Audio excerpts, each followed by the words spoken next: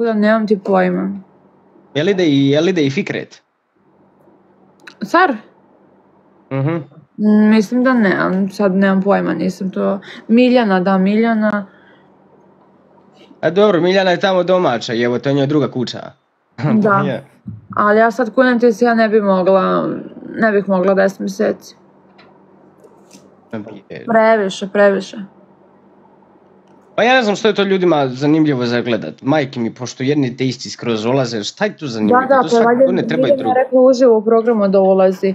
Mada, kažem, Filip je sad pravo osveženje zato što ga nije bilo godinama, a ovi sada koji ulaze svake godine za redom, meni to je isfurano, nije ništa specijalno.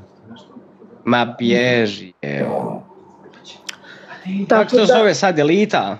Elita, da. Ja sam prvi trebali su staviti, ne Zadru, trebali su staviti Elita sa TikToka, jebu to. Sad što je najveće, sad će svi TikTokeri, ja mislim, ući. Pa idu zbog gledanosti. Hvala, Adi, puno. Idu svi zbog gledanosti. Da ti misliš da oni idu ovako? Idu prc? Ja sam to treba novi, to treba ubaciti ovakvu bandu, poput onoga Pače, poput Mirze Hatića, Alje i sve tu bandu ubacitamo. Onda nek naprave reality tiktokera, ne kao tiktoker je sigurno jer više nema love ovdje. Ali realno svi su ovo tiktokeri koji idu u Zadru, svi tiktokeri. Pa, ovo su elitari koji su došli ili zadrugari koji su došli na TikTok i vraćaju se u svoja, a ovdje sad sa ove platforme ulaze svi, znači meni to ono kao, ne znam.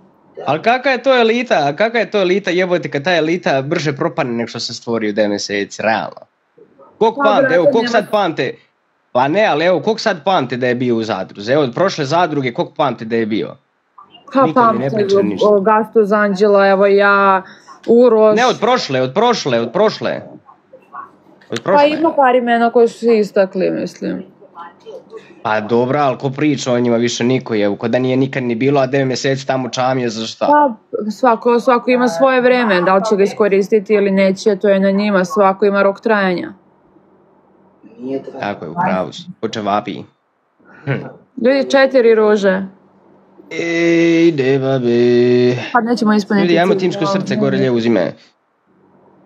Joj bože, kače kiša, kače nevrijeme, kače nešto da zahvalim. Hvala Majo. Ima li tamo kiše? Ovdje ima 43 stepeni. Marko, hvala. Vamo je stvarno užasno, piše nevrijeme, ali nikako da pođem. Ovdje su javili isto da će biti sutra. Tako da ne znam, meni je danas slava, ja trebam da idem na selo kod mojih, a ne mogu da izađem iz kući jer je prevruće. Jebi ga, upališ 10 minuta prije auto, nek odradi klima i eto ti idi. Ma da, ali trebam da budem na selu gdje ima 50 stepeni. Jebi ga, ima li bazen? Aha, ima.